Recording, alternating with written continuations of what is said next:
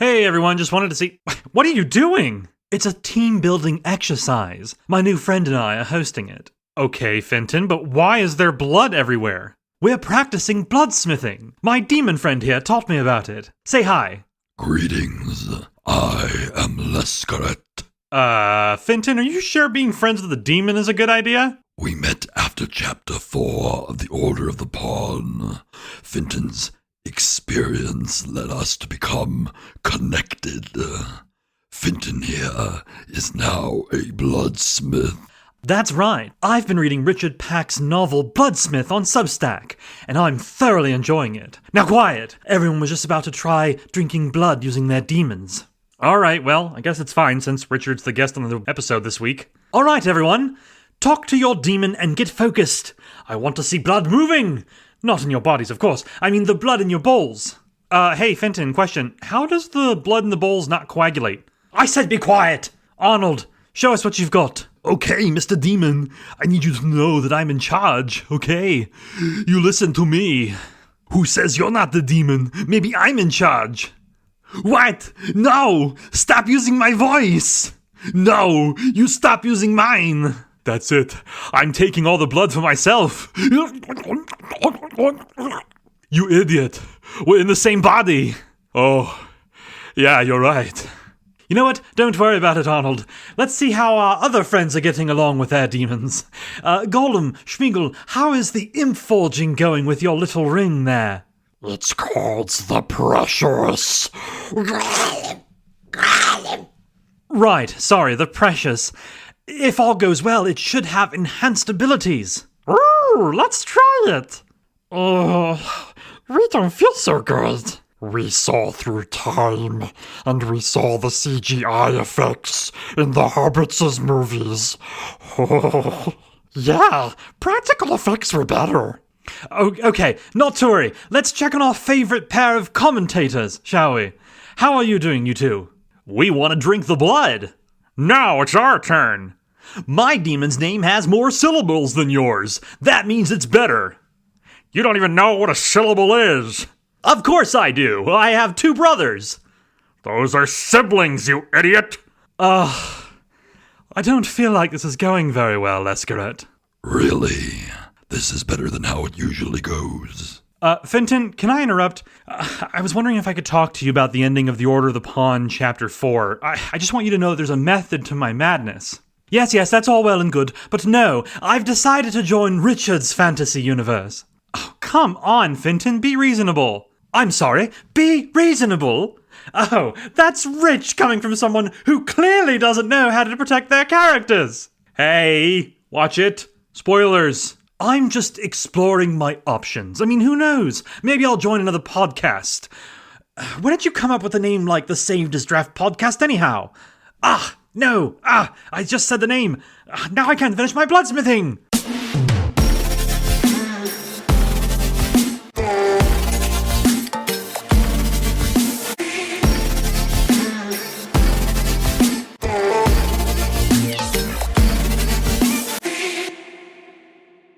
Hello, everyone, and welcome to episode 44 of the Saved as Draft podcast. This week's episode is all about seizing opportunities as writers. I've brought back our weekly writing discussion segment with some thoughts on this topic, as well as thoughts from other members of the community. And, as mentioned in the intro, this week's guest is Richard Pack, who I'll be interviewing later in the episode, and Richard is, among other things, an author with Audio Mazes. One of his projects, WorldSpark, is an excellent introduction to Audio Mazes' brand of immersive audio dramas with branching narratives. You can listen to the entire WorldSpark story with all its branching paths and endings free of charge as well.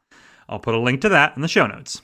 And speaking of opportunities, I'd like to announce that submissions are open for a new horror literary magazine called the Oblivion Index. This new horror publication was created by Connor Mancuso, and it also has several other recognizable names at the helm, including friend of the show, Mina Howell, who is the managing editor. The theme for issue 1 is The Things We Shouldn't Remember, and you can learn more about all the submission guidelines at the link in the show notes. Okay, that's it for housekeeping.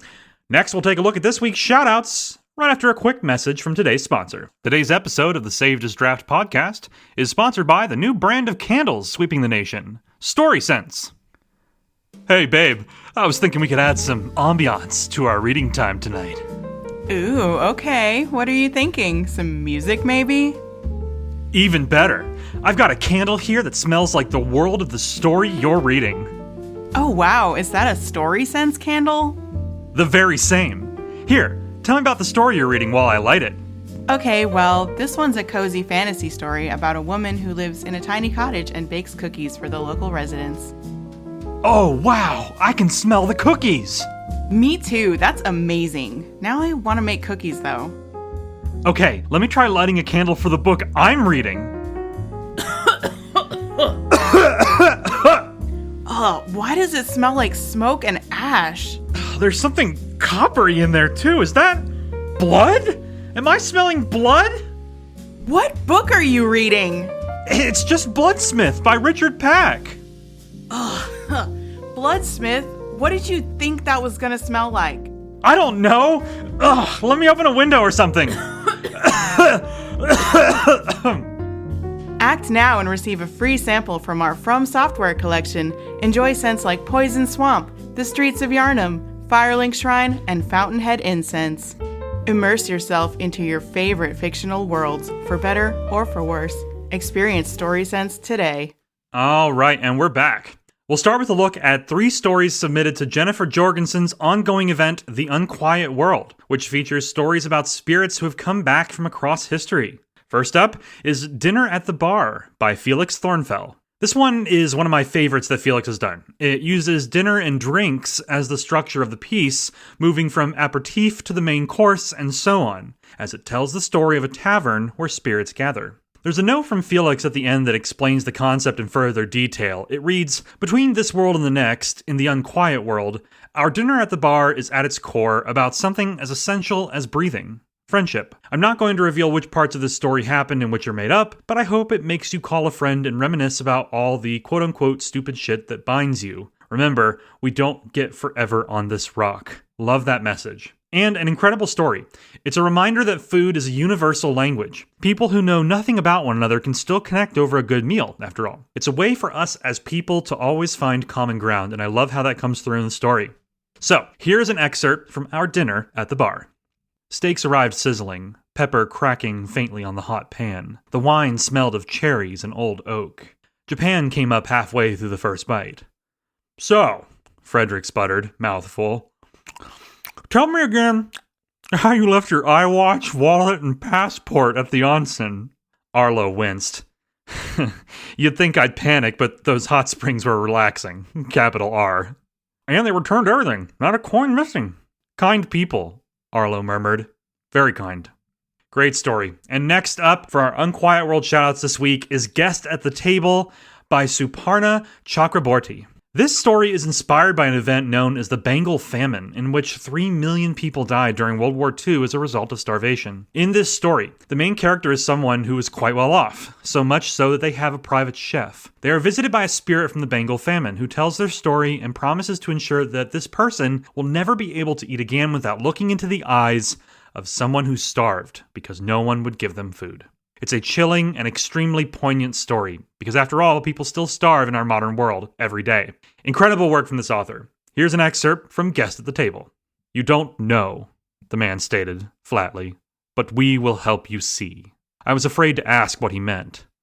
"We will sit here at your table until you understand," the man said. "You will look at our faces while you have your meals. You won't be able to eat a mouthful without looking into our eyes." For a moment, I was afraid other figures would join us at the table, but the man remained my sole companion. He seemed to understand my unspoken question. "We died, begging from house to house," the man said. "We will find places at many tables. 3 million reminders. You're here to remind us of the past? Past, present, and future," the man said. "Your time is no different than mine.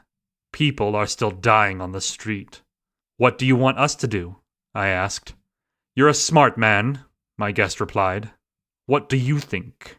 I love it. And this is another example, as we've heard in prior shoutouts for Jennifer Jorgensen's event, of how people are taking the historical aspects of the world and bringing those conversations to the modern day. I love it. And next up, our third and final Unquiet World shoutout this week is for Unquiet World Jessica by J.M. Gooding. I was told by JM that this one would make me cry. And of course, as I was reading this and writing the script, Dermot Kennedy comes on, so you know what? I knew I was gonna end up crying, and yeah, that happened. Let me start by saying that this is honestly my favorite story that I've read yet from J.M. Gooding, and that's really saying something. If you only have time to read one story from this week's shoutouts, including the power-up prompts, I'm just going to tell you right now, it's got to be this one. It's a tragic piece, but the brilliance of it is how the POV is from a character who doesn't know what's going on. Therefore, we piece together the elements of what's happened as she does. In my case, I caught on a bit earlier, but the moment that revelation hit me, it was like being punched in the gut. J.M. builds incredible emotion and characters in this piece. The dialogue is tender and vulnerable as well. It's just beautifully written and something that I can relate to in ways that I will not get into right here and now. But the point is, this piece resonates. It is a profound work of art, and I loved it from top to bottom. All of that being said, here's an excerpt.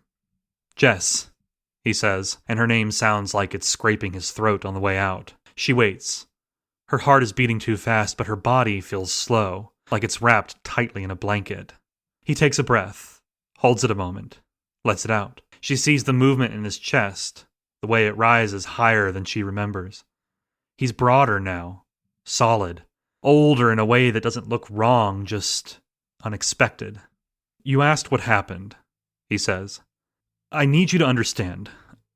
I'm not trying to hurt you." Her voice is thin. "Then tell me." He nods once, eyes fixed on his hands. He presses his palms together as if the pressure might anchor him. "You were in the hospital," he says. "You remember that part." I remember the lights," she says. "The nurses. You holding my hand." His jaw tightens. "Yeah. Then nothing," she whispers. "Just waking up outside." He swallows hard. "That wasn't waking up." She turns toward him, but he doesn't meet her eyes. "Ben," her voice falters. "What are you saying?" Oh, I'm about to cry again. Seriously, though, what a story, and what a way to cap off the Unquiet World shoutouts this week. Jennifer's Shared Universe continues to produce some incredible and really varied stories with this premise. Be sure to check the show notes for a link so you can learn more about how you can submit stories to this ongoing event and Shared Universe. I highly recommend it. All right, next up are the 5 standard weekly shoutouts. As a reminder, these come from my weekly shoutouts thread that I publish every Tuesday in my subscriber chat. I choose 5 at random, and I share the links with Mina Howell so she can feature several other stories on her weekly show, the Penny Dreadfuls podcast. So with all that being said, here are this week's shoutouts. All right, and first up for our weekly shoutouts is Flight HVA 311, The Veiled Divergence by Sylvienne Ithara and Gary Mucklow. This one has an audio version as well, which I'll link to in the show notes. And I'm really excited to announce that I'll be joining Sylvienne soon on her podcast, The Writer's Quill. So stay tuned for that. I'll be sure to share the interview everywhere once it goes live. All right, let's talk about this story. It tells the tale of a commercial airliner that took off from Vancouver with service to Seoul, carrying 312 passengers and crew. They never told the public, but this flight experienced something that defies description. They called it a slip, but for the passengers, it was an experience beyond words. It's a terrifying tale that quickly dives into elements of cosmic horror, but does so in a way that seems strangely beautiful. It's scary for sure, but endlessly enrapturing as well. I really love the way this one's written, so here's an excerpt so you can see what I mean. They called it a slip. They never made the report public.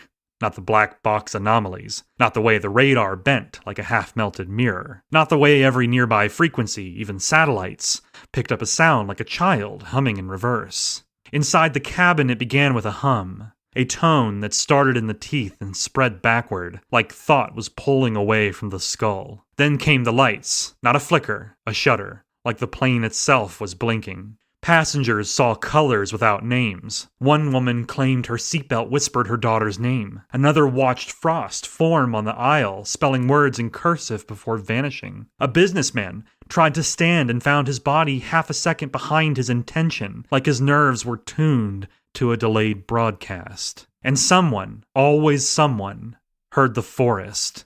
Except it wasn't a forest. Not really. It was something else's memory. Something watching. Incredible. Really, really love this one, and I gotta recommend the audio version as well. Sylvian's narration is soothing and ethereal. It's wonderfully done. Okay, our second shout out this week is Welcome to the Event Horizon Coffee House by Richard Loader. This is amazing. Honestly, another new favorite of mine from Richard as well. It's a story within a story. It starts with a beautiful description of a coffee house that defies time and space, appearing when its customers need it the most. Then, we zoom in as a character arrives and we hear his story. Not only that, but we get to see how the owners of the coffee house put this character on the right path and how it plays out for them. This feels like the beginning of a series, and a really good one at that. Richard, if you're listening, you got something with a lot of potential here, and I want to see more of it. Okay, here's an excerpt. The light of the void star Archimedes shines brightly, illuminating a geometric cube floating in the void of space. A building. Its vibrant beams carry through the windows of the quaint little shop that move through time and space with a will of its own. The Event Horizon Coffee House served on the backs of stars and traveled the dark expanse of the universe, its final destination an enigma. As it approached a nearby planet, its internal lights switched on, opening for business.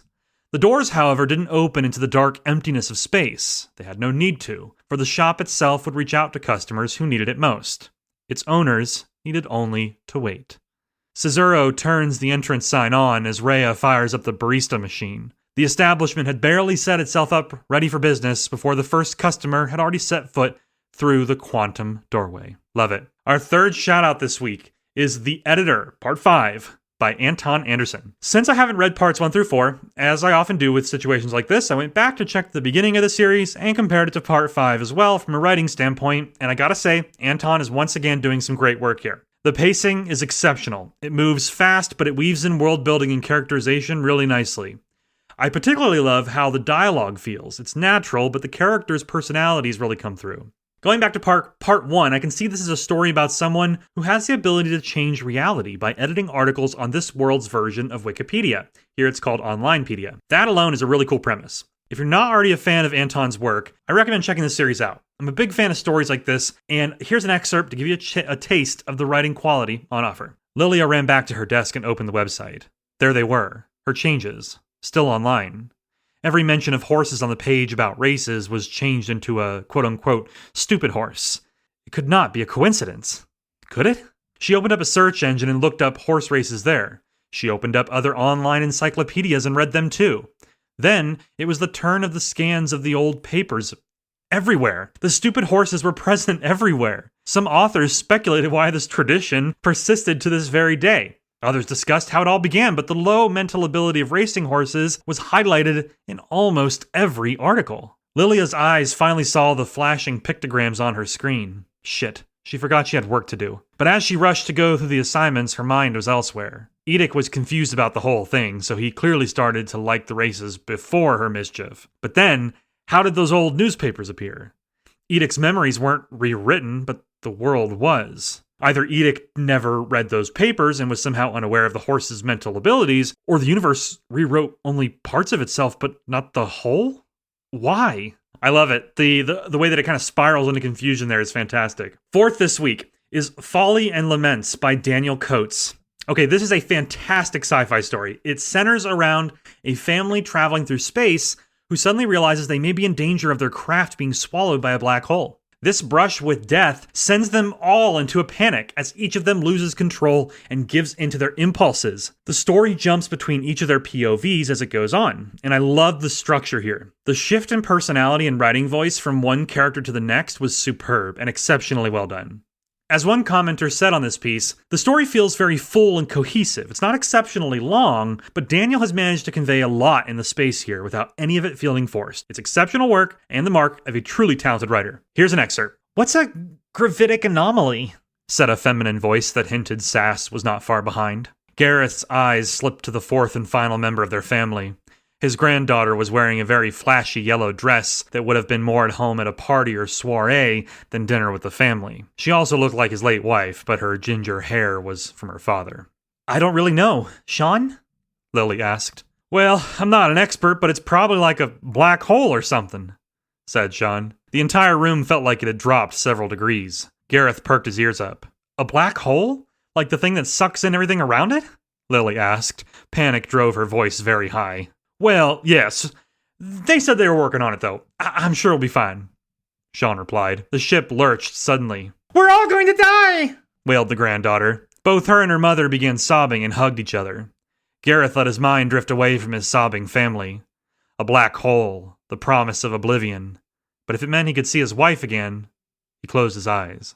He could picture her, before the sickness.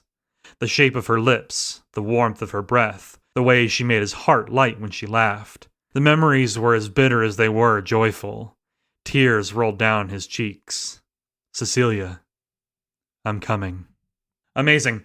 And after this excerpt, it jumps to another POV, so you get an idea for the structure there. Great work from Daniel this week. Our final shout out this week is What She Won't See by Ashes of Love Poetry. So this one is a nonfiction piece about motherhood, told in Ash's signature poetic style. It's immediately powerful as well, painting vivid imagery that dances between innocence and the dangers of the world. It's an incredible piece because it manages to capture the childlike wonder of someone young and undamaged by the wiles of time and the world as we know it. It reminds me, and I believe readers as well, of a time before we knew what heartbreak felt like, what wounds on the skin and our souls felt like. And yet the narrator of this poem here is aware of these things. She wants to protect her child from these things at any cost. The piece ends on a chilling final stanza that shows the lengths a mother will go to protect her child. Chills, my friends. Absolute chills while I read this. An amazing poem. Here's an excerpt. Stomp through the tall grass. Feel the earth under her bare feet. Let's go explore, she says, already heading in.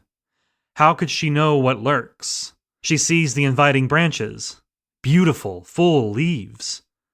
But she knows nothing of darkness, the kind that can never be escaped.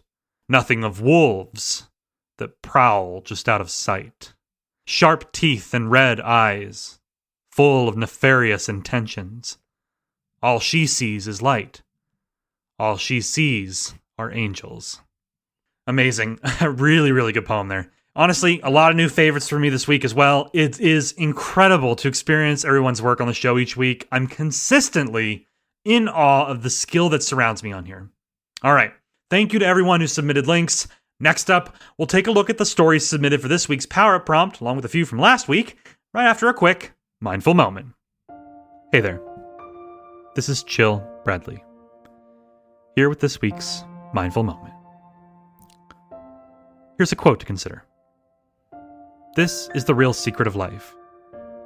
To be completely engaged with what you're doing in the here and now. And instead of calling it work, realize it as play. Alan Watts. The present is all that we're guaranteed.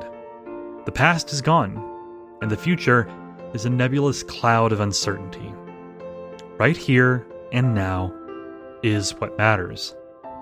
And writing is a great way to ground yourself in that moment. Not only that, but it's a way to enjoy it as well. To let yourself get lost in the seas of your own imagination. So do me a favor. Stop for a second. Take a breath. Lose yourself in the details. Not the ones that scare you, but the ones that inspire you. Fall down a rabbit hole that leads to one of your worlds. Enjoy the art of creation. Let it ground you in the here and now. Thanks for listening. Back to the show. Okay, and we're back. So this is going to be a fun segment this week. We've had over 10 stories. I don't even know how many because I had to add a few links as I was writing. Point is, somewhere between 10 and 15 stories to talk about this week for the sci-fi prompt, which included a character called the Pilot, a setting called the Crater Anomaly, and a conflict called the Impossible Choice. As always, you can find new power-up prompts on the writer's journey every Saturday, and submitting a story will get you a shout-out right here on the podcast. Keep in mind, these shout-outs will be a little shorter without excerpts, simply because there's a lot of them. Now that being said, I like to focus on these shoutouts in what made each story unique, specifically how it used the prompt in an interesting way. So, let's dive in and check out a few entries from last week, followed by the entries for this week's sci-fi prompt. First up is The Tale of the Wallmen by Andy Scotts. This is a submission for last week's prompt, which was open genre and asked for a soldier, a war-torn world, and a conflict called Seeking a Truce. This one did an incredible job of building out a unique and fascinating world from the beginning. We learn about a city, where people are assigned roles as wallmen who are tasked with stopping the encroaching forests and plant life from tearing away at the city's walls. It's very much a story about man versus nature, but I liked how nature here isn't portrayed as this evil force, at least not entirely. Yes, the plants are overgrown, yes, the vines are suffocating livestock, but they are doing this without full consciousness, at least not at first. And I won't spoil how it all plays out, but I really like the deeper themes here, and I liked how Andy worked them into the story. It was great work for last week's prompt, so I had to give it a shout out. Next, we've got another story from last week's prompt that I really loved. This one is called A Son of Reach by CJ Knight, aka Terrifying Tales. So, this is a story set in the Halo universe of video games and novels. As a huge gamer and Halo fan since the original release on the first Xbox, this story immediately grabbed my attention. Not only that, but it's set on the planet of Reach, which is a fictional planet that was overrun by the antagonists of the series called the Covenant as part of the lore. And not just overrun. Reach was glassed, meaning that the Covenant ships scorched the surface with their weapons until everything burned so hot that it turned to glass. It's wild stuff. Reach is, of course, also the place where many super soldiers known as Spartans made their final stand against these alien forces. So, with CJ's story, he captures this struggle, driven by duty, perfectly. This feels like it could have been in one of the games, or a novel, or a separate story. No problem, it would fit right alongside anything else in this world. It's really amazing work, and honestly, a really cool use of last week's prompt. Next we have Warzone, The Bridge Out There, by Becky Hayward. This one's also for last week's prompt, and while it did go over the word limit, that's not going to stop me from talking about it. I just honestly set those word count limits for my own benefit since I know I'll be talking about a lot of them and reading a lot of stories.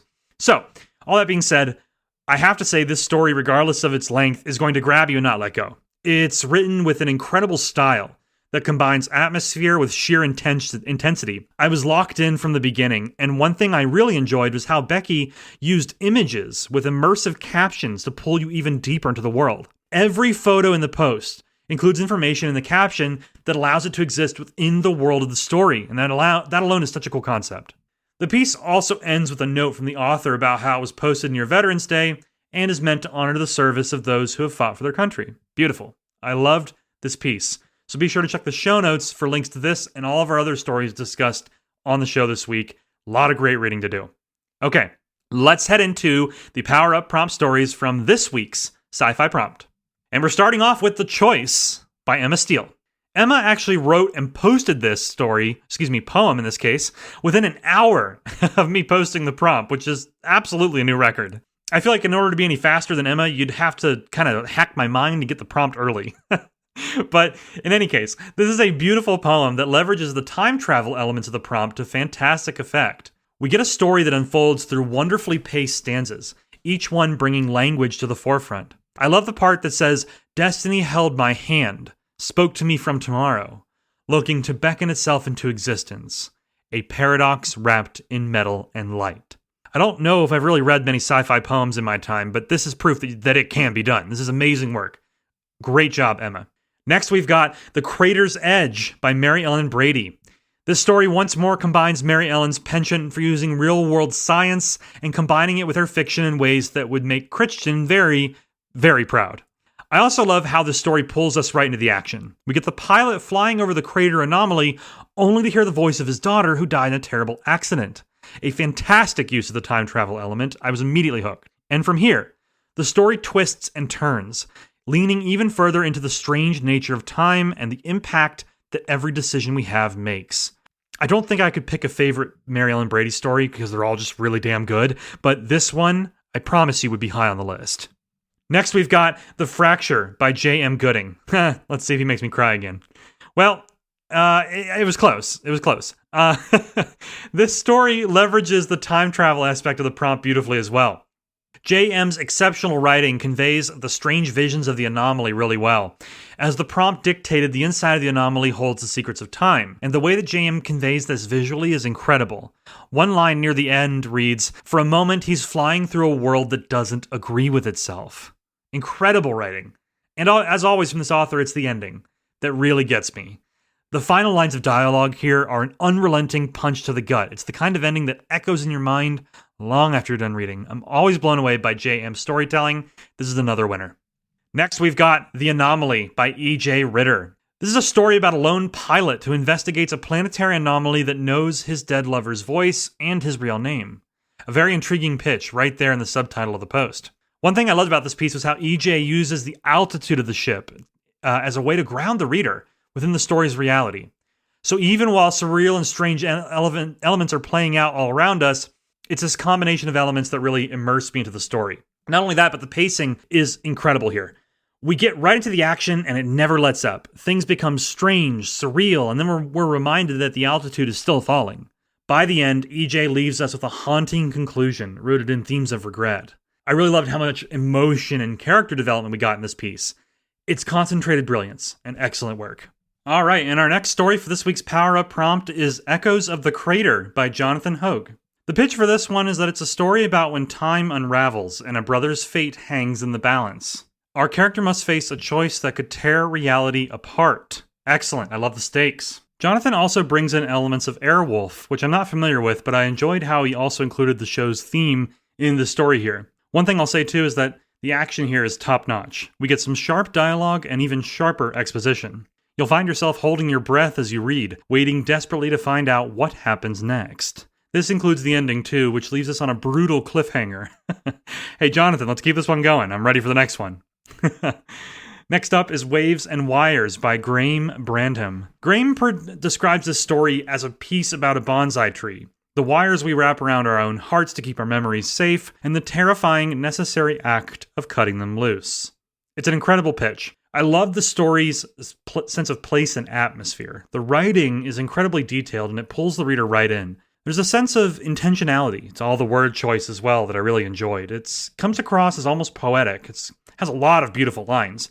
The deeper messages, though, come through as well, and Graham even has a section at the end where they ask the reader to consider a question related to the story that I won't spoil here, but I highly recommend giving it a read and sharing your thoughts in the comments. You can find links to this story and all the others from this week in the show notes, so don't forget to check that out as well. Next up is Hoping Against Hope by Jennifer Jorgensen. Now, I say this about every single one of Jennifer's stories, but this one especially feels like something that would work extremely well as a feature film. And I say that because Jennifer's storytelling is just pure cinematic vision and vivid imagery. I feel like I'm inside of a movie when I'm reading her work, and it's an incredible feeling. Every element, the pacing, the imagery, the dialogue, the structure, it's all just really polished and wonderfully realized in all of her work. In this piece, she takes us deep beneath the surface of the ocean for our crater anomaly setting, which I love. It adds claustrophobia to the setting, and the team of researchers in the story creates a great cast for Jennifer to utilize. And of course, the time travel element here is also used to amazing effect. In fact, it takes you on an emotional through line through the story that leads to a gut-wrenching ending. Again, very cinematic, rich, and beautiful writing. I love this story. Great work from Jennifer. Next up is The Temporal Paradox of 1-7 by Rebecca Watson. This is another one that does some really cool stuff with the altitude aspect of the prompt in relation to the pilot. In this one, we learn from the opening sentence that there's a hard lower limit when it comes to flying over the crater anomaly. This is important because as the story goes on, it's a great setup to let you know when and how the stakes are going to be raised. Once more, this story uses time travel to excellent effect. In this case, we get a second story that slowly bleeds into this one about a character named Dr. Halden. The parallel storytelling here is really cool, and it's a consequence of the anomaly, so it feels organic in this story's world. This one also has a really good ending. Towards the final portion of the story, the imagery ramps up until you get this truly stunning set of visuals in your mind. Then, we fade out on a bittersweet note that I really enjoyed. Awesome work, Rebecca. Next is Opportunity Cost by Felix Thornfell. This one was great because it manages to tell an incredibly complex and meaningful story in a limited word count. I'd like to read a snippet of a note from the end of the piece that goes into more detail here. Felix says, "This story started as a challenge to myself. Could I convey a strange, non-intuitive time dynamic in microfiction without leaning on heavy exposition or familiar tropes? The core mechanic is simple but unusual. Inside the anomaly, time flows backwards while Alex moves forward. Where those two currents meet, he becomes the version of himself that belongs to that earlier moment. His experiences, regrets, and memories are replaced by those of his younger self." As a challenge and a concept, I think Felix really succeeded with this piece. The elements of the story related to the prompt are used beautifully, and it sets down some unique rules for the world that it sticks to, which is important. It's really cool, very experimental, but it pushes the limits of time travel in sci-fi, and so that reason alone makes it a success. I'd highly recommend checking it out, and remember, links to all these in the show notes. Next up is The 47th Variable by L.G. Wells. So LG just recently made a triumphant return to Substack. He also recently had an audio drama published over on Audio Mazes called Turn Left that I would highly recommend. But on to this story. In this piece, LG offers up a nice combination of political elements and cosmic horror, telling everything through multiple segments and from the perspective of our pilot character. As usual with LG's work, we get exceptional world building and intensely rich imagery alongside the action. The writing is immersive with hard-hitting lines throughout.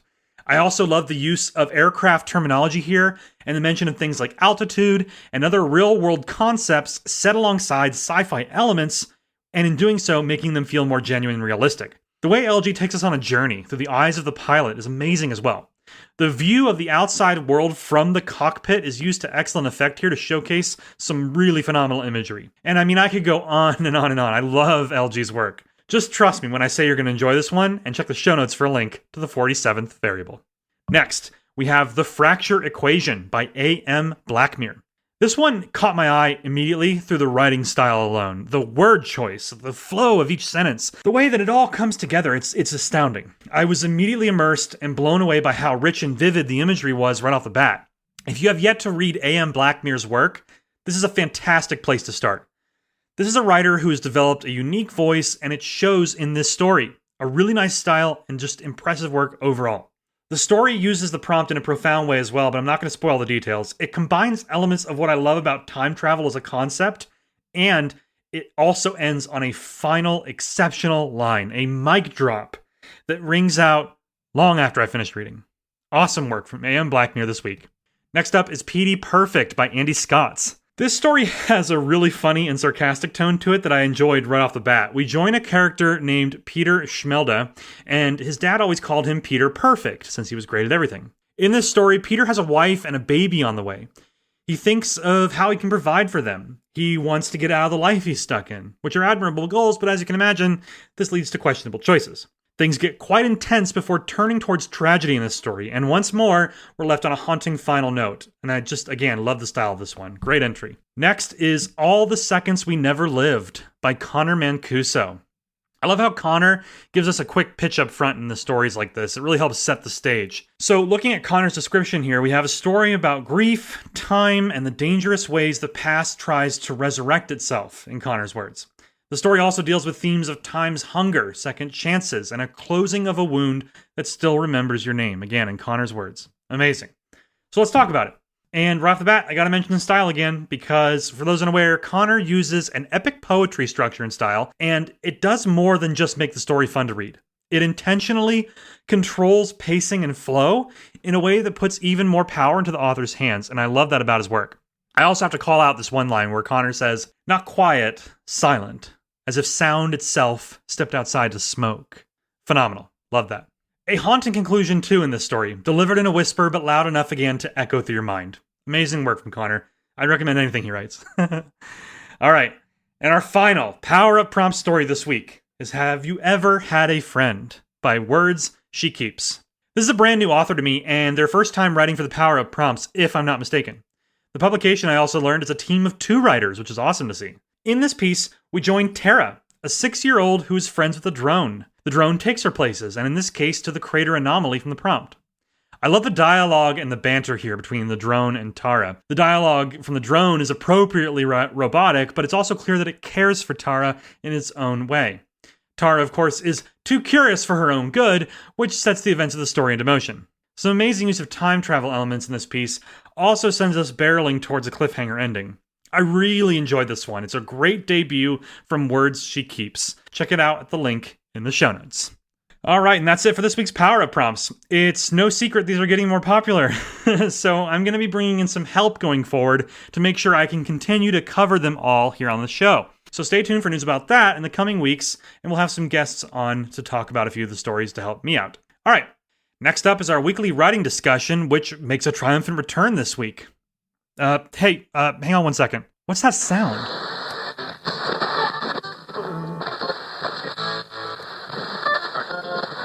Signal received. Wandering Prompt 1. Transmit. Your character has died. Write a story or poem about what happens next. 1,000 words or less.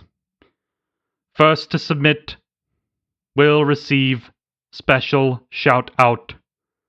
A race against time. Good luck.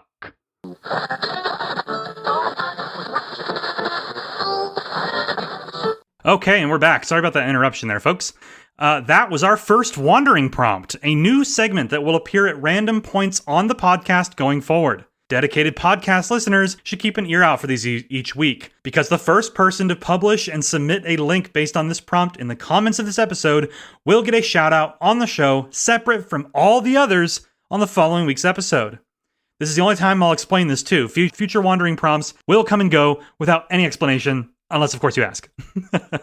Okay, good luck. Now, on to the writing discussion. So in this segment, I check out a thread in my subscriber chat from each week where I pose a discussion topic about writing, and then I read the responses live on the air here to share my thoughts as well. So here is this week's topic. So this week's topic is based on my interview for this episode here. At one point, Richard and I will discuss later on the need for writers to be aware of opportunities and to seize them when we can, because you never know where it could lead. I, myself, have actually gotten multiple paid opportunities from people who read my work on Substack here and wanted to hire me. So it's a reminder of what happens when you put your work out into the world. So, all that aside, let's take a look at what other people had to say about this topic of seizing opportunities as writers. Jennifer Jorgensen says, I've submitted stories a whopping 3 times now, and twice they were rejected. I decided to view that as proof I'm now an official writer. To be fair, Jennifer, you were a writer before then, but yes, most certainly now. I don't do much to promote my work, she says, beyond Substack yet. I just started sharing my writing publicly about 5 months ago, but I'm looking to the future. My dream job would be to write for a video game company that makes RPGs. But honestly, I think my long-term goal is to be able to supplement my retirement when I get there with my writing. Yeah, I mean, that's amazing. I was telling Jennifer in the thread that I actually had the opportunity to write for a game years and years ago. It never saw the light of day that I know of. It was a very small indie project, but I got to write the entire in-game encyclopedia, and it was a sci-fi game. Really cool. I felt like I was working on like a Mass Effect kind of RPG, obviously on a smaller budget, but great input there from Jennifer. All right, next up, Sylvienne Athara says, I align with people who have amazing ideas and insight, also that appreciate mine as well, because you can't expect to have anything better if you can't take advice or feedback. I never think I'm too good for anything. I always look at an opportunity to learn. No matter how small it seems to others, it is too big to me because I have an opportunity. And I always try new things, swivel, and continue to grow while being grateful for everything. Love that. Yeah. Honestly, if you approach every opportunity with an open mind, you'll find that a lot of pathways open to you. So that's great advice. J.M. Gooding says, open submissions, really. Just trying to get my stuff out there and read. I've had an opportunity-ish, well, at least great feedback from a film industry type here on Substack. It was a pass, but honestly, it was great feedback. Honestly, I think film is probably the way to get my work out there. It's already cinematic on accident, and I think my World War II/folklore mashups would make a great anthology series.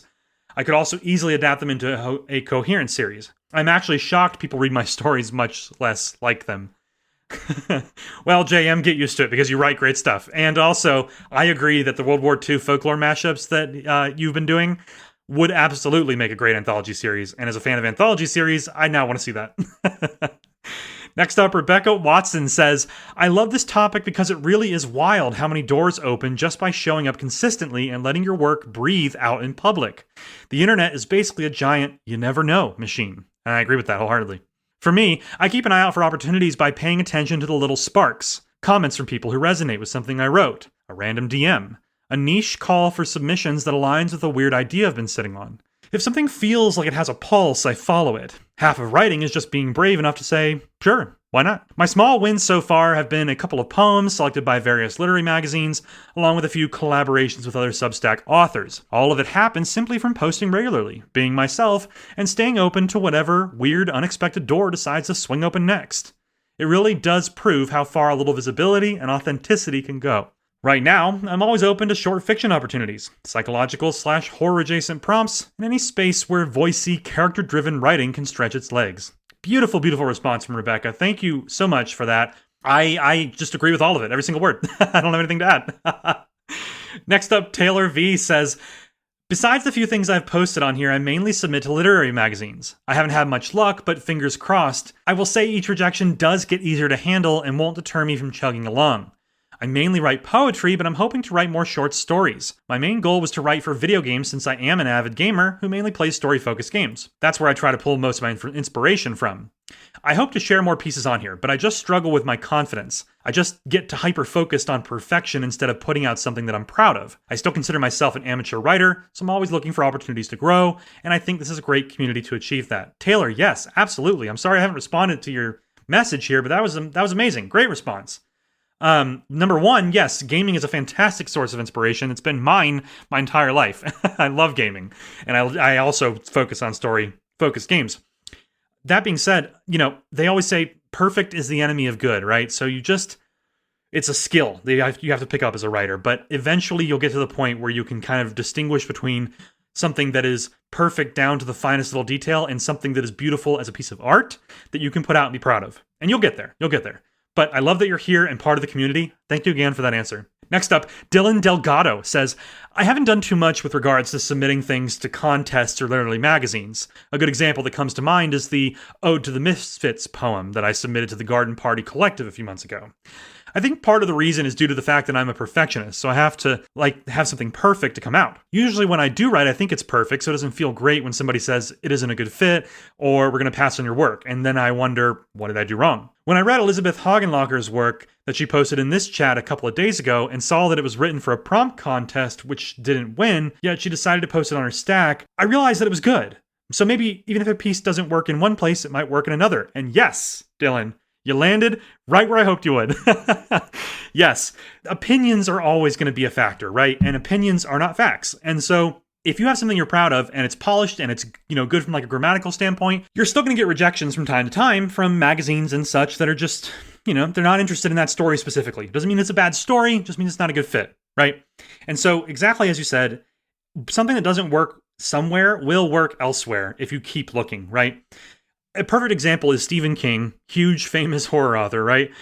His first book, Carrie, if you look up the journey to that book's publication, you'll find that book was actually rejected a ton of times. I don't know how many times off the top of my head, but a lot. It was rejected a lot before it was published. And as soon as it was published, it kickstarted his entire career. So a perfect example of how things can work elsewhere. And last, but certainly not least, LG Wells says, hanging out with Bradley Ramsey, learning from a master. I mean, it worked for Hemingway. If it ain't broke. I love it. LG's just such a great guy and a fantastic writer. Seriously, check out his story from earlier and then read all his stuff. Honestly, I would recommend all of it. And then one last thing I'll say too is that at the beginning of this thread, Connor Mancuso did drop a link to the submissions post for that literary magazine, the Oblivion Index, that I mentioned at the beginning of the podcast here. I wanted to give him a spot front and center, but I'm going to shout him out again because he's a great guy and he's doing great work. And you should submit. All right. And thank you again to everyone who submitted for this week's writing discussion. Those were some great answers. I'm really glad that people are enjoying this segment, and I like reading on the air so more people can kind of get these perspectives. So really appreciate that. Without further delay, it is time for this week's featured guest interview. All right, everybody. My guest this week is a fellow Audio Mazes author who is also one of the finest world builders that I have ever met. From fantasy to sci-fi, and sometimes even horror, this is a writer who I respect and admire deeply. So it was my honor to bring him onto the show to tell us about his creative journey. Let's dive in. All right, everybody, and this week on the Saved as Draft podcast, I'm excited to welcome a writer of fantasy, sci-fi, and occasionally horror, who's also an author with Audio Mazes. Please welcome to the show, Richard Pack. Richard, thanks for being here. Thanks so much for inviting me, Bradley. So for our first question here, let's have you tell us a little bit about yourself and your creative journey thus far. Absolutely. So I grew up reading books I was definitely not old enough for. For instance, I read the Lord of the Rings trilogy while still in elementary school. I read the unabridged Les Miserables in 8th grade. I don't recommend anyone try that. And there are plenty of books I read as a young kid that, looking back in hindsight, had a whole lot more sex in them than I realized at the time, because I was very, very ignorant of such things. But what that did was it gave me an appreciation for the diverse worlds that people can build, the characters they can put in them, all the different things you can do through writing. And that translated really well into an early love for Dungeons and Dragons. I love all tabletop role-playing games, at least all the ones I've tried. Always happy to try more. And when I got into college, it was an easy choice. I chose to become an English major, creative writing emphasis, minor in folklore. And that whole time I was writing short stories, working on novels. And then I sort of had to get a real job. And that's where I was pretty well stuck for about 10 years. Just working, making enough money, never felt like I had the time or opportunity to dedicate to writing the way I wanted to. But really just in this past year, I kind of got that spark back where I really wanted to make it work and had some good opportunities come up that we'll talk more about later, I'm sure, with audio mazes and with you getting me onto Substack. That really gave me the chance I needed to really push for it and make it a big part of my life again. That's amazing. Yeah, I think a lot of writers have had that trajectory where, because of life, like you said, having to get the job to pay the bills, stuff like that, we find that we kind of, step away from our writing. But it makes my heart warm to hear when people come back to it, right, and find that passion again. It's amazing. Out of curiosity, what initially drew you to some of those books at such a young age? I'm curious, like how did you manage to get your hands on those, or what drew you to them? Yeah, well, not that I'm going to blame her for individual books. In general, it was my mom's fault. Okay. And I had 5 older siblings that were also big readers. Okay. Right? Some of my favorite childhood memories are of my older siblings reading me The Hobbit, reading me the Harry Potter books. We had so many books. The Redwall books were another standout when I was a kid, just, getting into chapter books. But there were just always books. We had bookshelves full of them, the series that my older siblings would read, then I would read. And I just really, really loved fantasy early on. So when I'd go to the library, which we went often, I would grab any fantasy book I hadn't read yet. And some of those were in the adult section for a reason. I'm not saying there was anything like explicit, just subtext that completely went over my head. That's so funny. Okay, that makes a lot of sense. Yeah. So that brings me to my next question then. What age was it where you kind of said, okay, I want to be a writer? I know you did a lot of reading, but I'm curious when that spark kind of ignited for you. And as a follow-up to that, I was curious if you remember the first story you ever wrote. Yeah, I couldn't tell you with confidence the first story. I can tell you the first series. Okay. Because even when I started, I liked connecting stories together. So in 6th grade, I was in a program that in Utah was called Spectrum, but basically the sort of advanced or gifted program, whatever you want to call it. And, most schools have some variety. Mm-hmm. And the 6th grade teacher for writing gave us a new prompt every week. And this prompt was a picture with a caption. And then we could go whatever direction we wanted to with that prompt. For me, the direction I decided to go with every single one of them was writing myself and my classmates into a story based on that prompt. So me and my classmates got up to all sorts of shenanigans. I remember there was a lake with magical skipping stones. There were jack-o'-lanterns coming to life and chasing us on Halloween. Basically what you expect, from a 12-year-old. But consistently, I just wanted them all to be connected because in my mind, that was just the most fun. Mm-hmm. I love that. Yeah, I've also had a similar penchant over the years where I like putting friends into stories. That's always been a thing for me as well. It's so funny that you also did that. So in terms of genres and kind of overall themes, I know fantasy, I think, is kind of your number one, but yeah, just in general, what is it about fantasy specifically? And then I guess maybe, any other genres you're interested in, what draws you to certain genres, I guess, is the question there. And alongside that, what are some of the themes that tend to come up in your work? Yeah.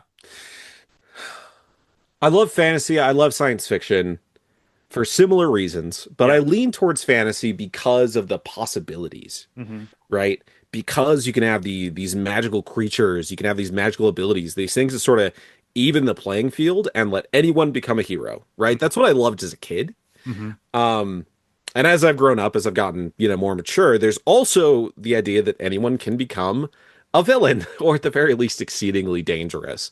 And the way that just ups the stakes and keeps me guessing as a reader, and I hope I can do the same through my stories, where because you're in this fantastical world, or this world with technology you don't understand, in the case of science fiction, anything can happen.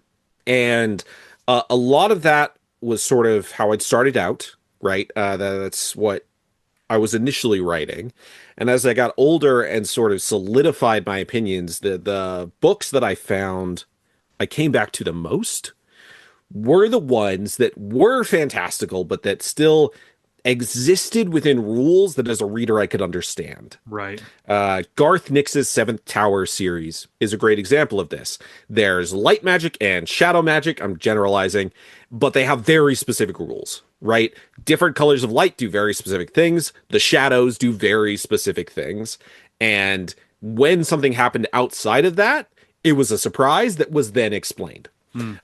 Probably the quintessential example that most people think of for this is Brandon Sanderson.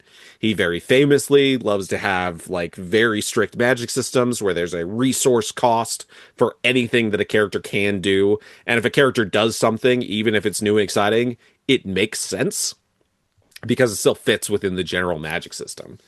And really, like I said, just as I matured, I really started to love that. I want to replicate that in my own work.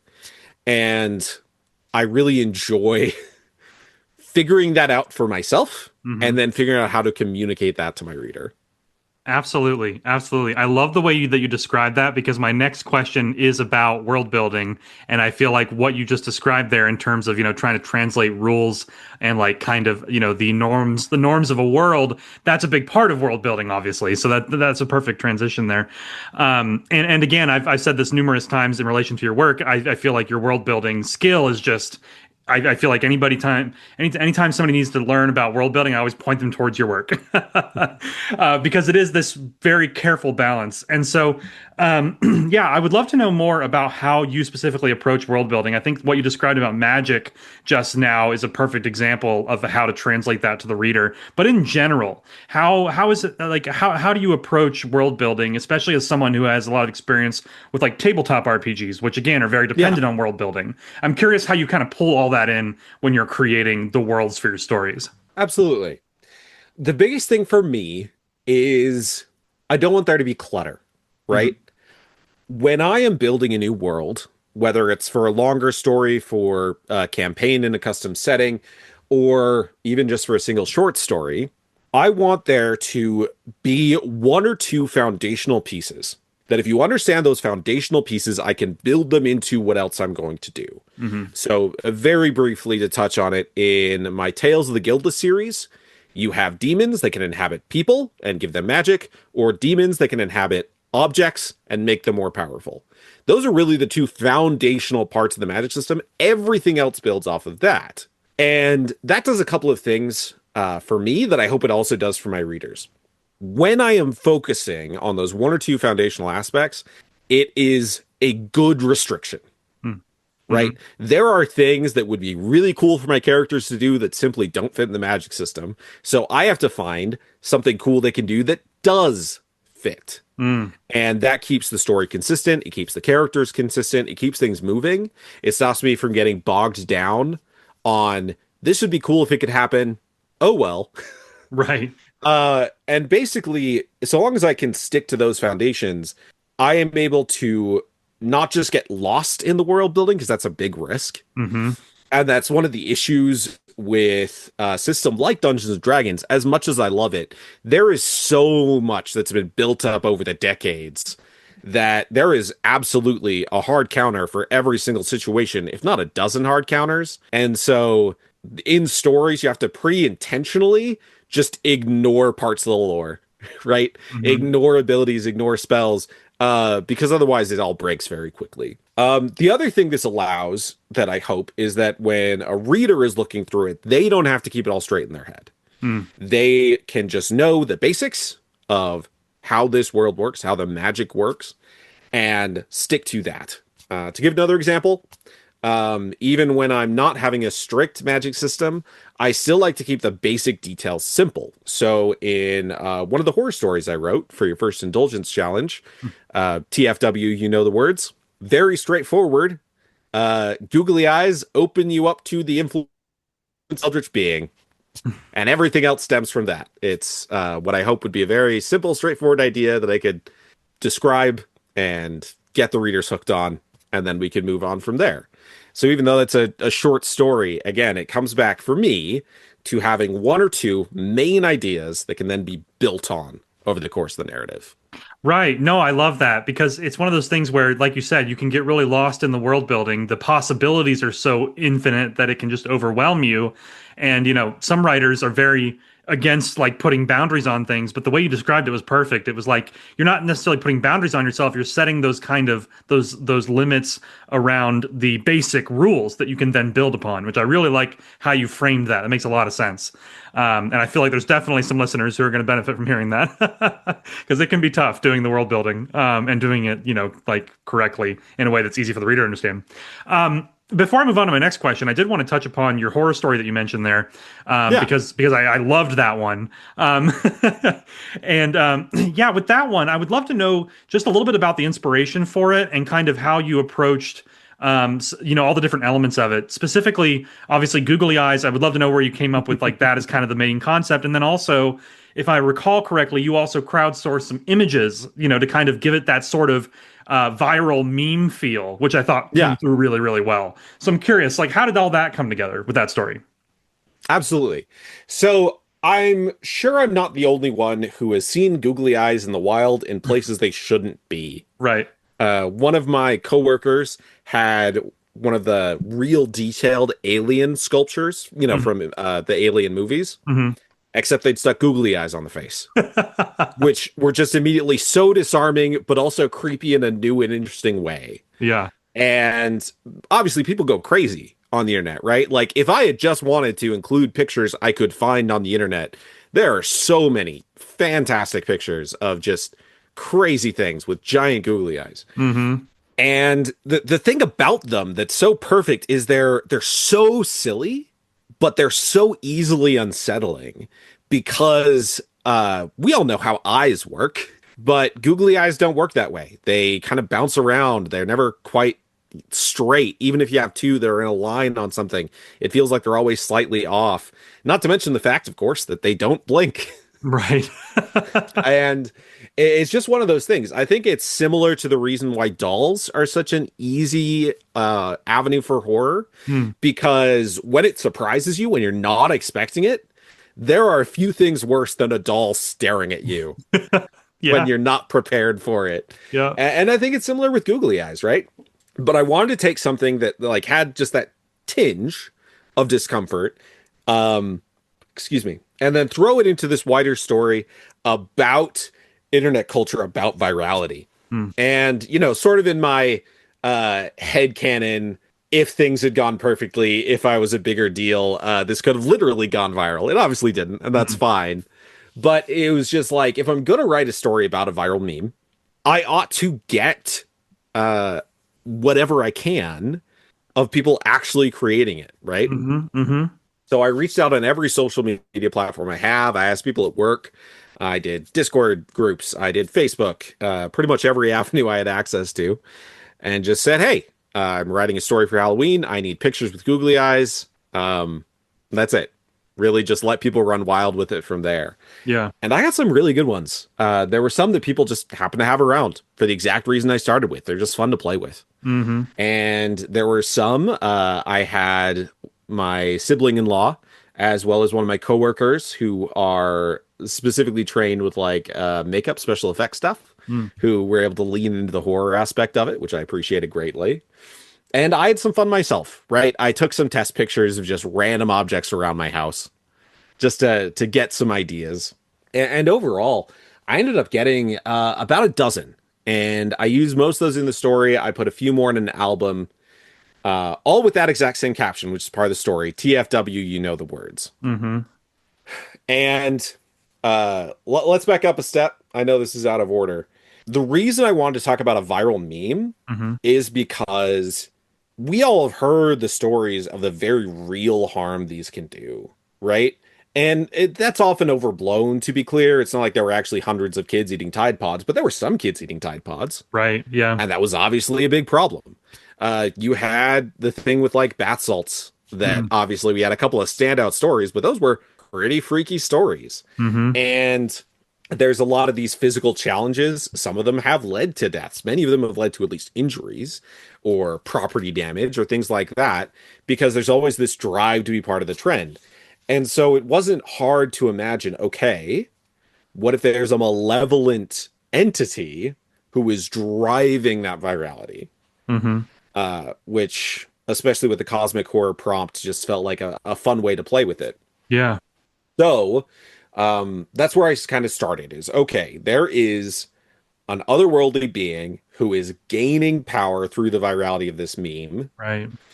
And then I chose Googly Eyes because they felt like that good balance between something I could make unsettling, but it would start out harmless. Mm-hmm. And that's something I sort of build throughout the story, is that it gets going because it's just fun. Everyone can access Googly Eyes. You can take a silly picture. It's a good time. And then as the being's power grows, it gets increasingly unsettling and violent. I love it. I love it. Yeah, that was just such an incredibly unique idea. Yeah, I hadn't ever seen anything quite like it, and I really feel like your world building again shined through in that story because it felt very much like, set in our present world, and it taps into that viral nature of like modern sort of internet. But then you're able to kind of layer on these cosmic horror elements as it goes on, and that was just awesome. Something else that I wanted to highlight too is that you had recorded narration for that story, and I know you do narration as well for audio mazes, which we'll get to in a second. But do you plan on doing more narration? Because I really enjoyed that one, and there's been lots of discussion about accessibility on Substack, Yeah. as well when it comes to narration. So I'm curious what your thoughts are on that. Absolutely. I love narration. I love storytelling.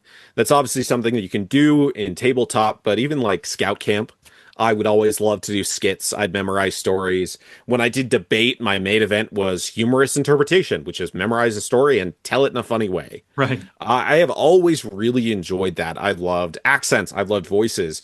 Heck, 12th grade math. I spoke with this accent for the first month, and I had some of my classmates really convinced that this was my real accent until I just dropped it one day. Right. They were all rather confused. And obviously, I'm not going to pretend that a real Scottish person would have fallen for it, but it was fun. Yeah. And I had all sorts of accents throughout high school, some of which I've stuck with to this day.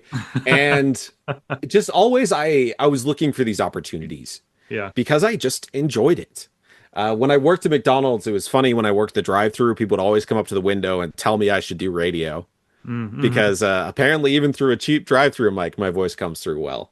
So I found the opportunities that came. I did a radio show at Utah State University, a pretty short-lived one. I don't think you can find it anywhere anymore. It was called On the Quad. There were 5 main characters, then me, who was every other character. I had a really good time with that one.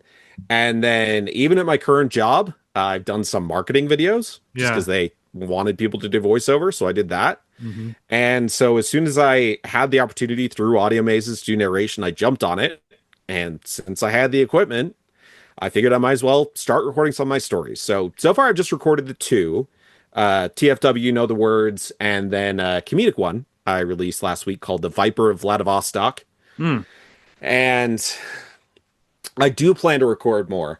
I'm trying to decide how much I want to go back and record my backlog, or at least some of the more popular pieces of my backlog. But I think at least moving forward, I'm going to do it most of the time, mostly because I enjoy it. Yeah. But like you said, like if someone prefers to listen, if they're on their commute and they might not have time to read it, but they can listen to it, I think it's a great resource to have. Yeah, no, I couldn't agree more. And I agree. It's like if you enjoy reading the stories and like doing the narration, that's just an added bonus, right? Like I myself have a lot of fun doing it for the exact same reasons. Yeah, so that's fantastic. So moving on to audio mazes then, since we've been talking about them a few times now. You and I obviously met through audio mazes. And yeah, I'd love to know. I think you were one of the first people to join that initial sort of team. So I'd love to know how you discovered Audio Mazes. And then for the listeners, kind of tell us a little bit about some of the projects you've done with them as well. Yeah, absolutely. I'm going to tell the shorter version of Okay. a very complicated series of coincidences. Okay. So, when I first graduated college, I was looking for any and every opportunity to actually do writing as a career. Mm-hmm. None of those panned out, but during that time, my little brother introduced me to a friend of his that was going to be part of a website that was looking for writers. This friend was Colton Iverson, and we emailed back and forth. This would have been 2017. Mm-hmm. And we talked a bit, and I gave him samples of my writing. He liked what he read. That company ended up going belly up for a variety of reasons we're not going to get into here. And I didn't hear from Colton again. I didn't expect to hear from him again. Yeah. Then, early 2024, out of the blue, I get a message from Colton. He has a writing group, and he's wondering if I'd like to join. So I end up joining, attend weekly. It's going well. I end up sharing with them a story I'd written purely for fun out of my love of the sort of choose your own adventure books from, when I was a kid, ones I picked up in a thrift store when I got older. Yep. And it was a branching narrative sci-fi horror story about a ship that's overrun by plant zombies. Because I feel like plant zombies are underutilized. Yeah. Things like The Last of Us aside. Yeah. And I just had fun with it. I had built it in Twine, and there's a site you can upload those to where people can actually play through it. And I've done that purely for fun. But I shared it with a group, and they enjoyed it. They gave me some good feedback for ways to improve it. And it wasn't much later that Colton got started at Audio Mazes. So he was one of the first people they brought on specifically to basically serve as the narrative director, to help find writers, recruit them, help them get everything put together, give the writing outlines, everything. Obviously, you're aware of this, but for anyone who doesn't know, he was one of the first people on the team. And right away, he was trying to recruit people, authors who he thought would be interested, who might be able to pull off this unique format. And he recruited me. I was there at one of the first public author meetings they had. And it was such a cool opportunity because it was a chance to write these branching narratives, and not only to get paid for it, which is always good with writing, but also to have solid support in making the best product possible. So one of the main selling points of Audio Mazes is that they are professionally recorded, that has professional sound design. So you get sound effects and you get multiple voices and all those sorts of things you'd expect from those bigger budget audio pieces.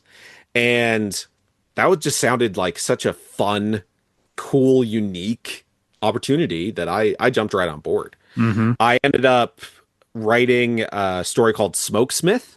That one has been sort of indefinitely delayed for a lot of reasons we're not going to get into right now, but still it sort of whet my appetite. So from there, I started a brand new story called World Spark. This one, you can read more about it on my Substack, but it was based on an idea I'd originally had over a decade ago, but sort of tied into a sort of Indiana Jones adventure feeling type of story. And I had such a blast writing that one. I had so much fun because it has to do with phoenixes, and I definitely made as many references as I could to Indiana Jones and Tomb Raider. A series that I just absolutely love. And getting it back with the full narration was incredible. And that one's actually currently free on the site. The reason it's free is because it's one of the original stories that came out, and they wanted to put some of the stories up for awards. And in order to put them up for awards, they have to be freely available. Right. So that's gratifying because it means that there's something in there worth awarding, even if it is primarily for the audio design. But it also means it's real easy to sell it when people don't actually have to pay for it. Yeah, no, absolutely. And yeah, WorldSpark, as I've told you before, was one of the first Audio Mazes kind of experiences that I had. And it's one of those things where you just have to experience it to really get the full effect. But it's like you said, it's just I when I listened to it, I remember I was like I was laying down, like, getting ready for bed, and I put on some headphones, and the way that Audio Mazes does their productions, I was just completely in that world. And I loved it, loved it, loved it. So yeah, you did World Spark. What other audio dramas is how we refer to them now. Yeah. What other audio dramas have you done with Audio Mazes? How many have you done total? Yeah, so I've done 3 total. Yeah. Smokesmith is still on the back burner. It might be sometime next year that's still being discussed. There might be some changes we're doing. I'm not going to get details of that one right now, but it's still there. Still something that will hopefully come out at some point. That's going to be in the same world as Tales of Guildless, Bloodsmith. Oh, nice. My other fantasy stories. Good. And then I have a sequel to World Spark that is currently targeted for February. Nice. That one is called Phoenix Song. And I had a lot of fun with it. To give you a tiny, tiny preview, it is set in that world's 1990s and has to do with saving the world from literally acidic rain through corporate espionage and basically classic 90s heist movie shenanigans. Love it. Love it, love it, love it. That's such an interesting shift too from the kind of Indiana Jones sort of theme of the first book in that world. I like how you're doing something different with the second one. That's really cool. Yeah. So, and then as far as narration goes with Audio Mazes, to what extent have you done narration with them so far? Yeah. So I have done narration for 3 stories. 2 of them are out currently. Those are 2 of the Halloween specials. In Turn Left, I play the part of Kyle. He is the concerned best friend / voice of reason. Very basically, in Turn Left, the main character has a sentient GPS, and he is starting to treat her better than the people in his life. And I get to be the voice of reason, trying to snap him out of it, which, depending on the choices you make, may work out or not. And then in Secrets Hidden in the Light, I got an absolute dream come true in that I got to play a dragon character. His name is Tavis, and he is a mob boss whose hoard is not silver and gold. It is stocks and information. That was so much fun to play, just to really lean into those mob boss stereotypes. And they put some really fun sound effects on it to add that reverb. So yeah, both so much fun. Really enjoyed it. And more on the third one as it gets closer to release. Excellent, excellent. And one thing I'll say too is that Turn Left, I hadn't realized you were in that one, but that one was done by L.G. Wells was the author of that one. And yeah, people who are fans of the podcast here will know that L.G. was on the show. I forget which episode, it was a while back, but yeah, it's really cool to see how some people from the community on Substack have, found their way over to Audio Mazes, at least a few of them I know, and have done books there. Yeah, Turn Left was fantastic. I was actually a beta reader on that one. Oh, nice. Yeah, great book. Okay, cool.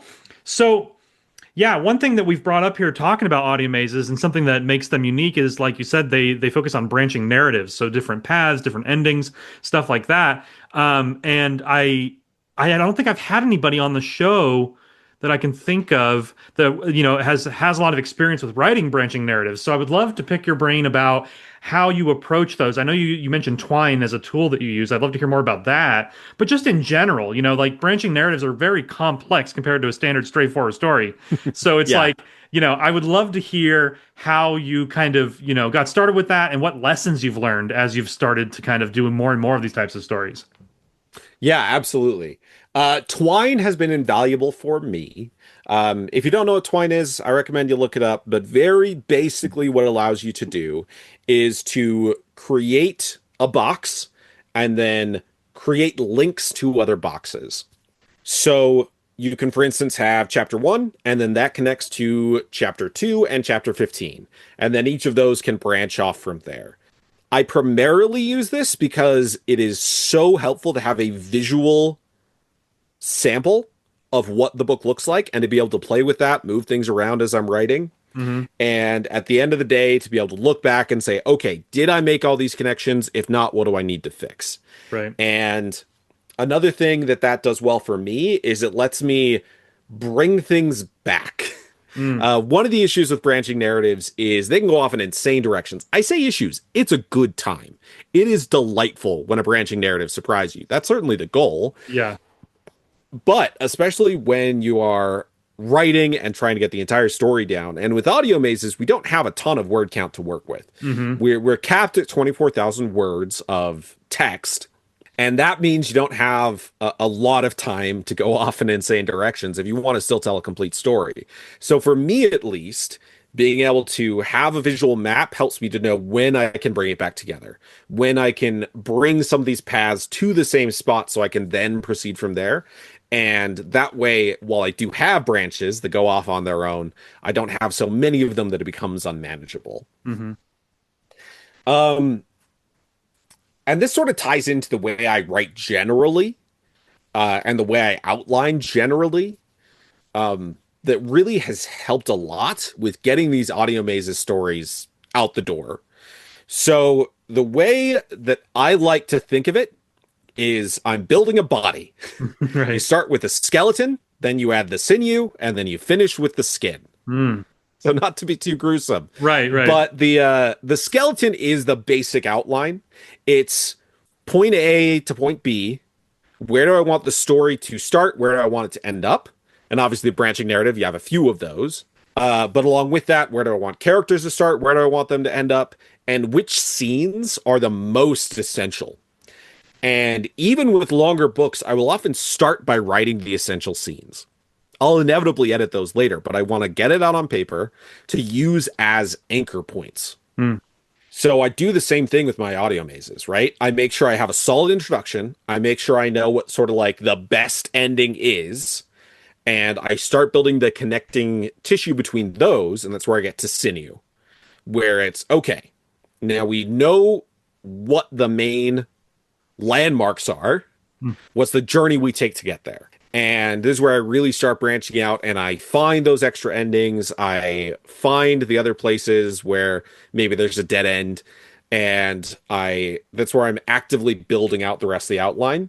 And once that's done, I will have in front of me in Twine a visual map of these are all the chapters, all the branches, all the choices. Here's everywhere the reader can end up. And then I add the skin, which is most of the text, right? It's actually writing each of those individual chapters. It's making sure that the connections make sense, going back and revising them if they don't. And then at the end of the day, I have my rough draft, my Frankenstein's monster, ready to be sent out into the world and wreak havoc. I love that. Yeah, the way you described it, kind of building a body, I thought that was a really, really good metaphor. I think that's great advice. I myself have tried the way that I kind of got Colton's attention in audio mazes was because I did a story on Substack that was a branching narrative. But again, when you do it that way, it's very manual, right? It's not really interactive per se, but it's been a fun challenge trying to do those over the months that I've been on there. And speaking of Substack, that brings me to my next question. Was curious how long exactly you've been on Substack now. I feel like you joined after we met, but I just don't remember. Correct. I can't remember how long it's been. So I'd love to know how long you've been on Substack, and then just in general, I'd like to hear about your experience thus far. You know, your successes, kind of what you've learned. Well, let's start by saying it's entirely your fault. So you would join that same writing group. Yeah. After starting with audio mazes. Yep. I obviously am not privy to the exact conversation, but at some point you were invited, you joined the writing group. Yep. And one of the very first weeks you were there, we were talking about marketing and getting our work out there. You mentioned the success you'd been having with Substack. This would have been, I think, around March. That sounds right, yeah. Because it was like right after your Flash Fiction February had really sent you through the stratosphere as far as Substack success goes. And so you were perfectly positioned to talk about where you'd started, where you'd went, and how we could make that work for us. So you walked the entire group through creating an account and suggestions for how to run it, and the sort of content we might try, and all those little details, right? I include pictures at the top of every post because you said to do it. I know about the subscribe button because you mentioned it. I know about restacking with notes because you suggested it. Pretty much everything that has gotten me any traction on Substack is entirely your fault. So I started out in March, and for the first month, mostly as an experiment, I did a single post every single day. Yeah. I am nowhere near that now, but I had a lot of backlog to work through. I had a lot of poetry. I did like a poem every other day Mhm. as I was building up. And then I had other short stories. I tried a few essays. And at the end of that month, I sort of figured out what I enjoyed putting out and what people seemed to respond well to. So I kept to that pattern, right? And I try to post about once a week, mostly short stories, occasional poems. I did get through all of part one of Bloodsmith, which is Mm. currently available in my Substack. I'm Mhm. very nearly done with part two, and I'm deciding whether to post that or not. As everyone who posts on Substack knows, serialized work can be hard because it can be daunting when someone looks at how many chapters they have to catch up on. But it's something I'm determining the next best steps. Overall, though, I've really enjoyed it. Good. And I've enjoyed it because of the community that I've found. Hmm. I got a very lucky step up, again, thanks to you, because you had already built this community with interested people with these prompts that you share. And that's where a lot of my subscribers have come from. I just recently passed 100 subscribers over the weekend. Nice. And I know a lot of that came from people being introduced to my work through the prompt challenges I've done through you and other people on there, and just through finding those ways to lure them in. Right. Yeah, no, that's fantastic. I'm really happy that you've had a positive experience thus far. I don't know exactly how many people I've recruited to Substack, but I always do so, with the hope that they arrive and they get their footing and they join the community and they have a positive experience. So I love to hear that. That's fantastic. And congratulations on 100 subscribers. That's amazing. Thank you. I was just looking at your profile. Yeah, 105 as of right now. It's fantastic. Yeah, so speaking of your Substack publication, I'm just curious about this. The publication's title is Emerald Worm's Den. I'm curious, where did that name come from and what's the inspiration there? Yeah, it came from a couple of things. One, I love dragons. I've always loved dragons, so any excuse to reference dragons, I will. Dark green's my favorite color, so hence the emerald part, because, that sounds better than green worm's den. Right. And then worm specifically, rather than some other name for dragon, is because I didn't know what online username to use in an old first-person Starfighter game. I don't even remember the name of the game. Yeah. But it was, you would each pilot a single ship, and it was huge space battles, like hundreds of players on a side. This would have been like 2005, 2006. And I played it with my older brother, and he used the username The Worm with a U, and I was like, oh, I'll just do that, but with a Y. And so I shamelessly stole it from him, and then that just sort of became my default username Got on it. most platforms. And that sort of evolved over time into the Emerald Worm, just to give it a bit more flair for anywhere that has enough characters to fit that. Amazing, amazing. I always love the story behind screen names because I know I've got a few that people would be like, "Where the heck did that come from?" So I love that. And then also, I was curious, the profile picture you have, the art in there. Who drew that, and what is it based on? Yeah. So there is an artist slash G pose. Okay. Bit of I'm gonna need to build this up a bit. Sure. Final Fantasy 14 is an MMORPG I absolutely love. And as part of that, as I got more and more into the game, I started following just various people on Twitter, or now Blue Sky, that made content about the game. And there was one particular person I followed that was always just a ray of sunshine. They just always had something positive to say. They did fun art. They had cool screenshots. So if I say G-pose, that's just what you call it in the game, because that's, the wording used there, but it's screenshots. And one day, as a joke, they were like, hey, who wants to let me draw their character as a giraffe? The joke being that the elves in that game have like very long necks. Okay. So people call them giraffes. Right. And she's like, okay, I'll just own it. I'll just draw whoever wants their character as a giraffe. So I happened to be one of the people who got one of the slots completely for free. This wasn't a paid commission. It was just a fun art project. But Yeah. I loved the end result so much. Yeah. that I asked if I could make it my PFP, and she said yes. So that's Lizette, or Painfully-ish Guardian. Okay. She's delightful. Still posts on Blue Sky regularly. And so that just became my PFP. It's my Final Fantasy 14 character As a giraffe. as a giraffe. That is And amazing. I have other PFPs. I even have other art of the character actually based on the in-game stuff, but I love the absurdity of it. Gosh, that is amazing. I love that backstory there. I'm so glad I asked. That's fantastic. All right, so let's talk quickly here about some of your other projects as well, because obviously you've got Audio Mazes, you got what you're publishing on Substack. I'd love for the audience to hear more about like Bloodsmith and any other sort of kind of works in progress that you have as well. If you could give us a quick overview of that. Yeah, absolutely. Bloodsmith's the big one. I want that to be my first published novel. Like I said, I am like 95% of the way done with part 2. And then I do have to write part 3. I have that mostly planned out, mostly outlined.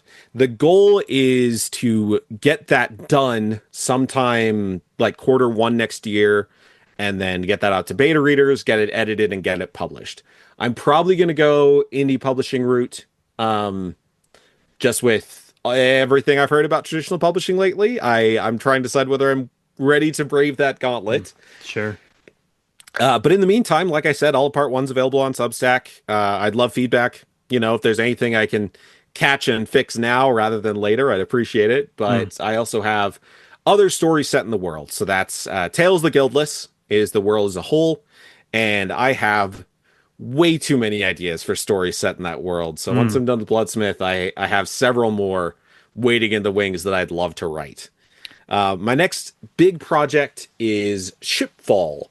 So that is my science fiction setting. Very basically, it was inspired by junk planets from sci-fi, places like Jakku or Braca from Star Wars, the sort of planets where all the garbage and junk and crash ships accumulate. Right.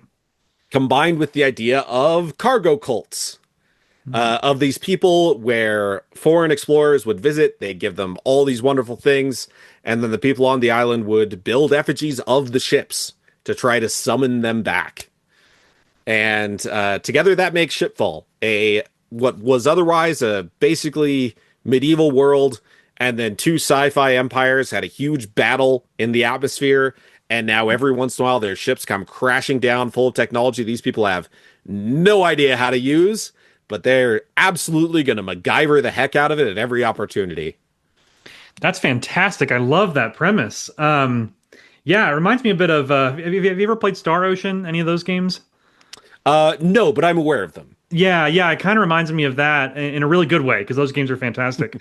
That's really, really cool. So is that going to be a novel as well then after? Yeah, great question. So I have a couple of short stories currently. I have, similar to Tales of the Guildless, I have way too many ideas that I just, it's hard to find the time to write all of them. What I'd really like for Shipfall is to be a tabletop setting, actually. Okay. So I've started the brainstorming. I have lots of notes about what character classes would be like, about how encounters would work, about some unique rules. I'm specifically pulling from tabletop settings like Ultraviolet Grasslands. That's a bit of an obscure one, where the focus is on the exploration more than the combat. Getting to the destination is half the game. Right. And that is still very early stages, but that's sort of how I imagine it. It's, as much as I have individual stories to write in the world, what I'd really love is to put it out there and have other people write their own stories there. Yeah, I could see that working extremely well as a TTRPG. The concept, yeah, like I would play it 100%. That's really cool. Yeah, so looking ahead to kind of 2026 here, obviously you mentioned, trying to get Bloodsmith, finished and into beta readers.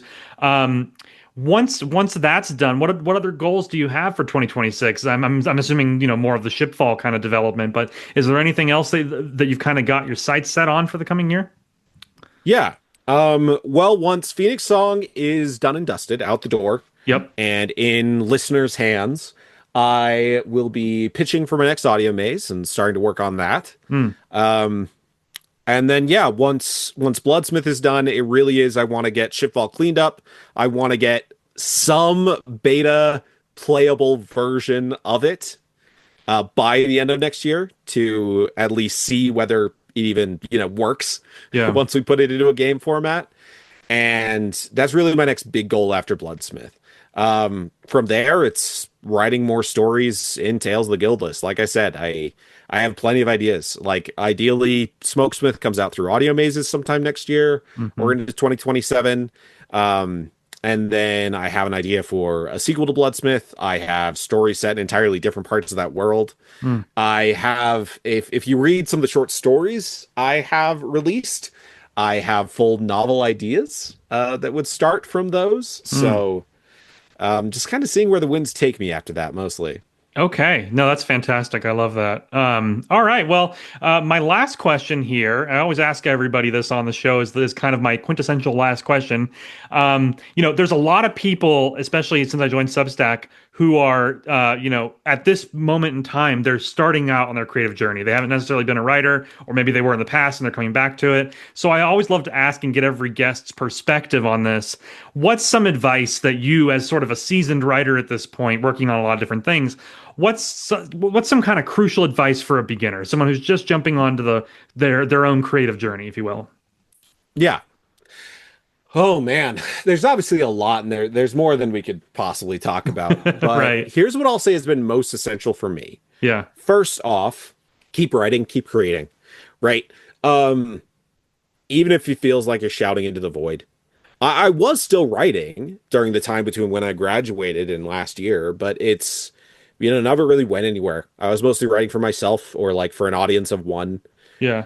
Like I wrote some Final Fantasy 14 fan fiction that was only ever read by a single friend of mine, right? I wrote stuff where to this day the only person who's ever read it was my wife. And there's certainly a lot of the stuff that I put on Substack in that first month that I just written for fun because I felt like it, that never got any traction because we've all been there. Yeah. When someone shares a link on Facebook, like how often do you actually click on it? Much less give any sort of feedback. And but I kept writing. And the more you write, the more you'll refine your style, the more you'll build those talents that will shine through, right? That'll help you find your audience. Related to that then is take every opportunity that comes your way. I was offered a chance to do a writing group. I took it. I was offered a chance to run audio mazes. I took it. I was offered a chance to get onto Substack with a leg up. I took it. And when there are prompts and you have the ability to write for it, do it. Even if it only gets one more pair of eyes on, that's one pair of eyes you wouldn't have had otherwise. And basically just taking each opportunity as it comes. And I'm taking the same approach to narration. I've auditioned for dozens of parts at this point. None of them panned out yet, but you miss every shot you don't take, right? Right. So I'd say those are the two essential things, right? Keep writing, keep creating. Yeah. That can also apply to art or crafting or whatever. And then take the opportunities as they come. And it'll take time. I'm not going to pretend it won't, but you might get lucky. Yeah.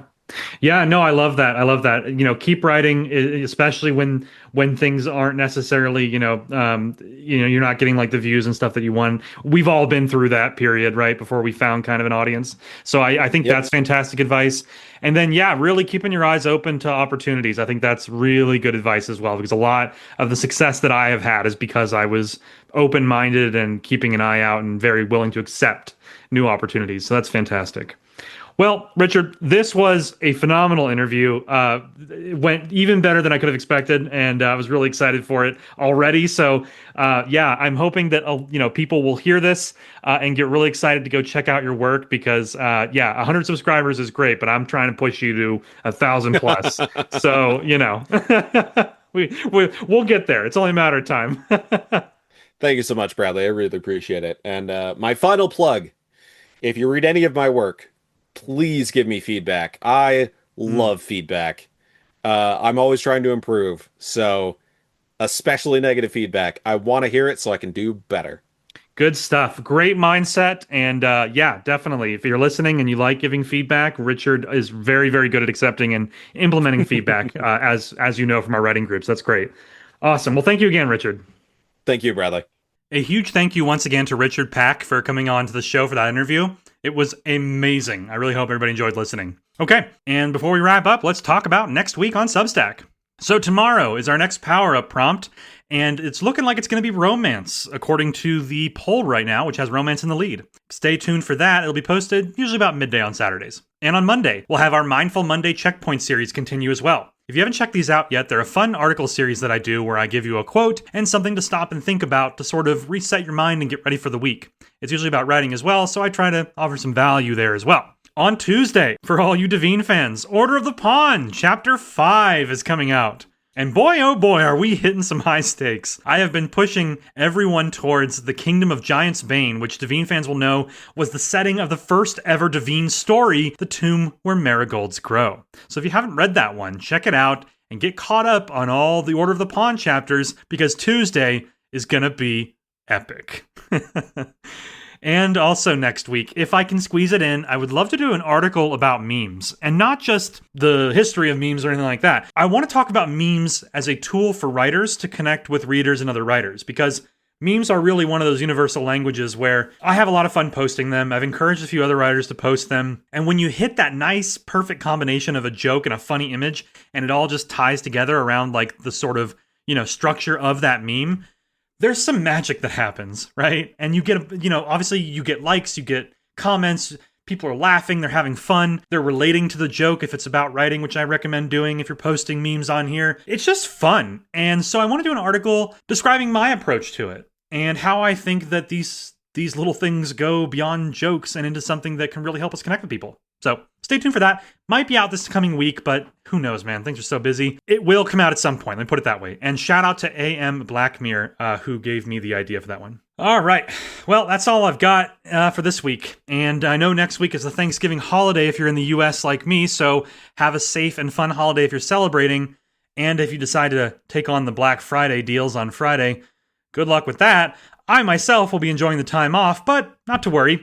There will be a special Black Friday themed episode of the podcast next week. It will feature a fantastic guest as always, and plenty of jokes inspired by years and years of working at GameStop during Black Friday. So definitely gonna have fun digging up those old memories.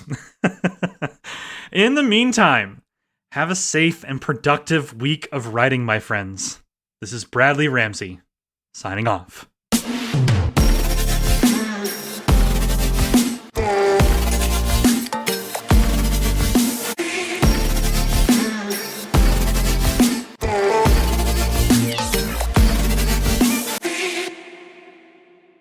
And then he said, well, you just need to realize that you have a character arc like everyone else. Can you believe that? Me, a character. Simply horrible. And how did it make you feel? Well, I felt like he wasn't regarding my feelings, Oh, you're such a fantastic therapist, Lescaret. Thank you. I certainly try.